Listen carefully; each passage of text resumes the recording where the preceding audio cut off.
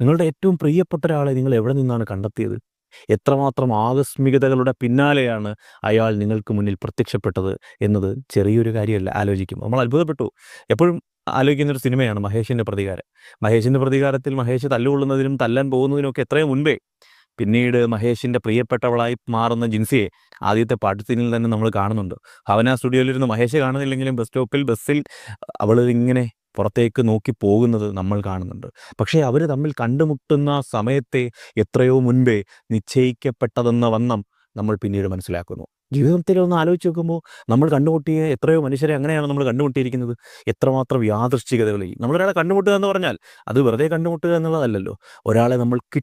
നമുക്കൊരാളെ കിട്ടുന്ന, ഒരാളെ കണക്ട് ചെയ്യാൻ പറ്റുന്ന, ഒരാൾ നമ്മുടെ ഉള്ളിലാകുന്ന ആ നിമിഷത്തിലേക്ക് എന്തെന്തെല്ലാം നിഗൂഢതകളുടെയും എന്തെന്തെല്ലാം വിധിവാക്യങ്ങളുടെയും പിന്നാലെയാണ് നമ്മൾ എത്തിച്ചേരുന്നത്. ഞാൻ എപ്പോഴും ആലോചിക്കുന്നത് ഈ